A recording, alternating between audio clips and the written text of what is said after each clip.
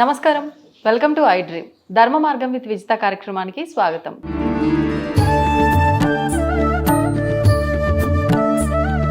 ప్రస్తుతం మనతో పాటు ఉన్నారు ప్రముఖ జ్యోతిష వాస్తు పండితులు బ్రహ్మశ్రీ అన్నవరపు తిరుపతి మూర్తి అవధాని గారు. ఇప్పుడు గురుగారితో మాట్లాడి మరిన్ని విషయాలు తెలుసుకుందాం. నమస్కారం గురుగారు. పరమేశ్వరార్పణం.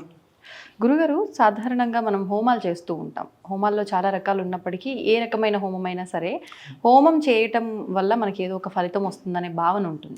మన నిజంగా అసలు హోమం చేస్తే ఎటువంటి ఫలితం ఉంటుంది, నిజంగా చేసిన తర్వాత ఎంతకాలంలోపు ఆ ఫలితం అనేది వస్తుంది, ఫలితం వచ్చిన తర్వాత నిజంగా నేను ఈ హోమం చేయటం వల్ల నాకు ఈ ఫలితం వచ్చింది అనే భావన కలిగేటట్టు మనకి ఏమైనా సిచ్యువేషన్స్ ఉంటాయా? అర్థమవుతుందా?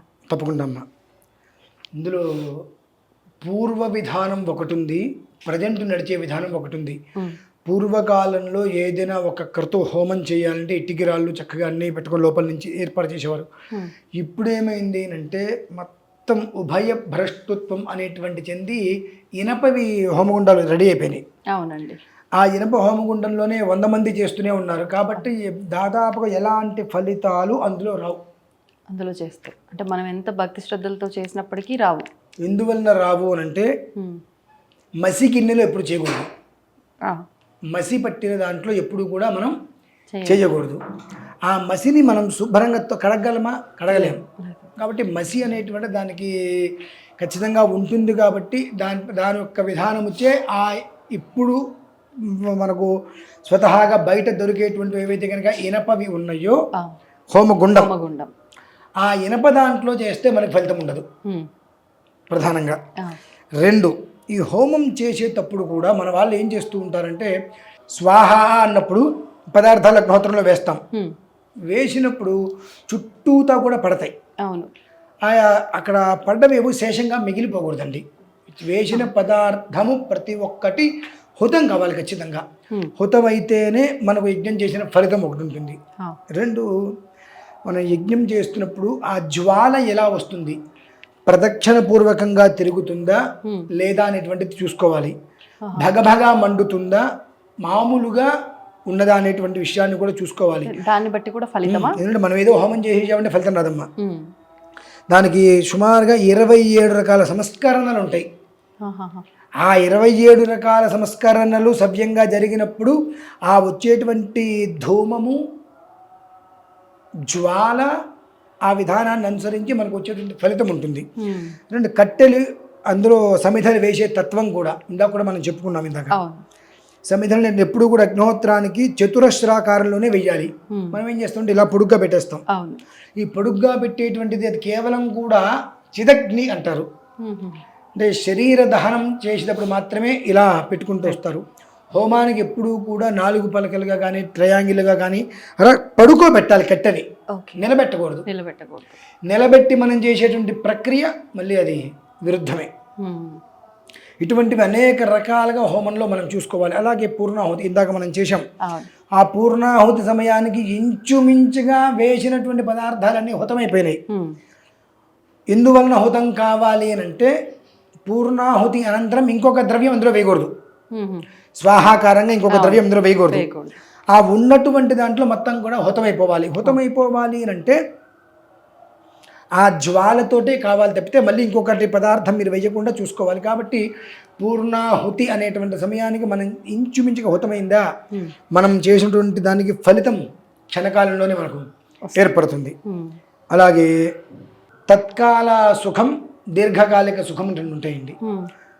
తాత్కాలిక సుఖం అనేటువంటిది మనం యజ్ఞం చేస్తున్నప్పుడు పొగ వస్తుంది. అవునండి. పొగ 2 విధానాల్లో వస్తుంది. చాక్షుష్మతి, జ్యోతిష్మతి అంటారు. మనం అనేక రకాలుగా రోడ్డు మీద అంటే మాట్లాడలేనివి, మనం వెళ్ళి కదిలించలేనివి చూస్తుంటాం. అయ్యో పాపం అనుకుంటాం. కళ్ళు ఉండబట్టేగా మనం చూసాం. ఈ చూసిన ప్రతిదీ చాక్షుష్మతి దోషాలు వచ్చేస్తాయి మనకు. మనం ఎవరికి మనం ఎలా కంటికి కాదండి, మనకు దోషం వచ్చేస్తుంది.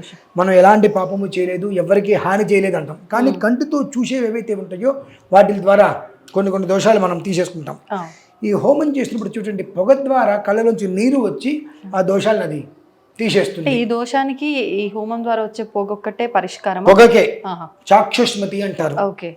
అలాగే ఆ హోమం చేసినప్పుడు మనం తట్టుకోలేకపోతాం పొగకి. అవును. బాగా పొగ వచ్చేసింది, మన వల్ల కావట్లేదు అనుకోని నెయ్యి ఎక్కువ పోసేసి మంట ఎక్కువ తెప్పిస్తాం. ఎప్పుడైతే మనం మంట రావటానికి తెప్పించడానికి తేడా ఉంటుందండి. స్వతహాగా మనం ఆద్యధారతోటి హోమం చేసినప్పుడు వచ్చేటువంటి మంట అనేటువంటిది యోగవంతమైంది. కానీ నెయ్యి పోసేసి మనం తెప్పించడం వల్ల ఏమో, ఇందాక మనం నెయ్యి పోసాం కళ్ళు బాగా నులుపుకుంటుంటే నెయ్యి పోసాం, దానివల్ల ఏమవుతుంది అంటే ఇటువంటి పనులు చేస్తే ఆ మంట ఎలా అయితే కనుక అంత చక్కగా వచ్చిందో ఆ రకంగా మన సుఖం తాత్కాలికంగా వస్తుంది, తర్వాత మళ్ళీ అది అయిపోతుంది. అందుకనే క్షణికం అనేటువంటిది వద్దు అంటారు. దీర్ఘకాలికం, మనం ఏదైనా ఒకటి మొదలు పెట్టాము అంటే అది దీర్ఘకాలికంగా ముందుకు వెళ్ళాలి తప్పితే ఆ క్షణానికి అది మనకు వద్దు.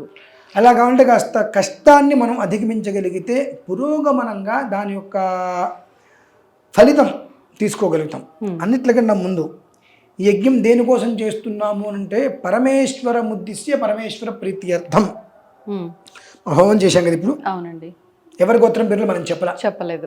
ఎందుకంటే ఇందాక మీకు 27 రకాల యుగ్మాలు ఉంటాయి. ఆ 27 రకాల వాటిల్లో ఎక్కడో ఏదో ఒక తేడా వస్తూనే ఉంటుంది, రాకుండా ఉండదు. ఎందుకంటే స్వాహ అని వేసినప్పుడు ఈ పదార్థం అగ్నిహోత్రం దాటి అవతలికి వెళ్ళిపోతుంది. అంటే అది ఆయనకి చెందవలసినటువంటిది అవతలికి వెళ్ళిపోయింది. అదే మనకు చెందవలసింది ఏదైనా పక్కకి వెళ్తే మనం ఏం చేస్తాం? ఒప్పుకోం. దానికోసం ఇవన్నీ ఆపేసి తెచ్చుకుంటాం మనం వెళ్ళి. సో ఆయన అగ్నిహోత్రుడు ఆయన చూడడు కదా, ఆయన లేడు కదా, మన దృష్టిలో ఏదో చేస్తున్నాం అన్నట్టుగా తీసుకెళ్ళి స్వాహ అని వేసినప్పుడు 4 చతురస్రం మేఖలం అనేటువంటిది ఏదైతే హోమగుండం ఉంటుందో దాన్ని దాటి బయటికి వెళ్తే ఆయనకి మనం రుణపడిపోయినట్టే, శేషం, అది పూర్తిగానట్టే హోమం. ఇవి ఉంటాయి. ఇటువంటి వల్ల మరి దోషాలే కదా. అలాగే పూర్ణాహుతి అంటారు. పూర్ణాహుతి అంటే అర్థం ఏమిటి? హోమం దగ్గర మిగిలిన ద్రవ్యాలు ఏవైతే ఉంటాయో వాటిల్ని మొత్తం వేసేయటం. అంతేగాని పూర్ణాహుతి అనగానే 160 రకాలు 108 రకాలు ఇంత ప్యాకెట్లు ఇస్తారు, అందులో గడ్డి గాదం ఏదేం లేదు, అన్నీ వేసేస్తాడు. అది కాదమ్మా పూర్ణాహుతి. పూర్ణాహుతి అనగా అక్కడ యజ్ఞేశ్వరుడికి ఏదైతే మనం చూపించామో స్టార్టింగ్లో హోమానికి ముందు నెయ్యి వేయండి అని చెప్పాం. 2 తెల్ల వాళ్ళ దాంట్లో నెయ్యి వేయండి అన్నాం. ఆ నెయ్యి వేసినటువంటిది ఏదైతే పదార్థం ఉందో అది అగ్నిహోత్రుడికి అయిపోవాలి, అది మనం ఆపకూడదు. హోమం పూర్తయిపోయింది, మిగిలిన పక్కన పెట్టేద్దాము, ఆ పదార్థం పూర్తి. అందుకని మొత్తం చేసేంత వరకు మనం చేయవలసిందే అన్న. ఇక్కడ 2 విషయాలు. ఒకటి, అక్కడ ఏ ద్రవ్యం అయితే మనం ఉంచామో ఆ ద్రవ్యం పూర్తిగా అయ్యే వరకు హోమం చేయాలి. 2, ఈ మంత్రం ఇన్నిసార్లు చేయాలి అని ఉంటుంది. అంటే ఎట్లా, ఇప్పుడు లక్ష్మీ గణపతి మనం 1000 సార్లు హోమం చేయాలి. 1,00,000 సార్లు జపం చేస్తే, 10,000 సార్లు తర్పణ చేస్తే 1000 సార్లు హోమం చేస్తాం. లేదనుకోండి 108 సర్వసాధారణంగా ఏదైతే కనుక సంఖ్య ఉంటుందో ఆ సంఖ్యానుసారం హోమం చేసేసి పూర్తి చేసుకోవడం. ఆ రకంగా మనం ఎప్పుడైతే చేస్తామో ఆ జ్వాల కూడా అలా ప్రదక్షిణ రూపంలో తిరుగుతుందండి. మంట కూడా ప్రదక్షిణ రూపంలో. అందులో మనం కొన్ని ఫొటోస్ అవి తీసినప్పుడు రకరకాల రూపాలు అందులో మనం చూస్తూ ఉంటాం. ఏమన్నా ఏ క్రతువు చేస్తే ఆ రూపాన్ని అందులో మనం చూస్తూ ఉంటాం. ఎందుకు వస్తాడు అనంటే దేవానాం ఆద్యమాహారం, భగవంతుడికి మనం హవిస్సు వేస్తున్నాము.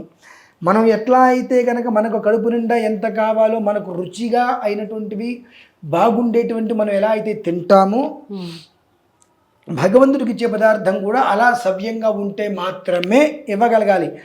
ఈ నలిగిపోయినవి, చినిగిపోయినవి, నాశనం అయిపోయినటువంటివి నువ్వు తీసుకొచ్చి అంటే ఆయన ఏం చూస్తున్నాడు? వచ్చి మన యొక్క ఆలోచన ఏదో ఒకటి వేసేసామనుకోండి, ఫలితం రాకపోగా నిష్కృతి లేని దుష్కృతి లేని పాపం వస్తుంది. దానికి ఆ పాపం అనేది మనం బయట పడలేము. అటువంటి పాపం డబ్బులు ఇచ్చి కొనుక్కోవటమే. అందుకనే యజ్ఞం చేసేటువంటి వాటిల్లో దేవతా పూజ విధానంలో ఖర్చు ఎక్కువ ఎందుకు అవుతుంది అంటే సరి అయినటువంటిది మనం తెచ్చుకోగలిగితే వాడగలిగితే అది ఖర్చే కాదు. నాసిరకంది తెచ్చుకుంటాం, అది తెచ్చుకోవడం దేనికి ఇంకా. కాబట్టి మనం యజ్ఞం చేసేటువంటి దాంట్లో 25 విధానాలు, 27 రకాల విధానాలు కాస్త అనులోమ విలోమ వెనక ముందు జరిగేటువంటి తత్వం ఖచ్చితంగా ఉంటుంది. ఎందువల్ల అలా వెయ్యొద్దండి అంటే కోపం, ఈ రకంగా చెయ్యండి అంటే కోపం, మాకు చేయగలుగుతుందండి రకరకాల మాట్లాడుతూ ఉంటారు.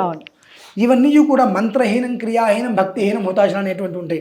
కనుక గోత్రనామాలు చెప్పుకోకుండా పరమేశ్వర ఉద్దేశ్య పరమేశ్వర ప్రీత్యర్థం అని చెప్పి అయినంత వరకు మనం ఎంతవరకు కూడా ఆ పొగలో నుంచి జ్వలించటానికి ఫస్ట్ సారి పొగలోంచి జ్వలించింది చక్కగా, అవును. రెండోసారి పొగ తట్టుకోలేక మనం నెయ్యి పోసాం, నెయ్యి పోసాం, అది అంతెత్తు మనతో ఏమైంది, వెంటనే తగ్గిపోయింది.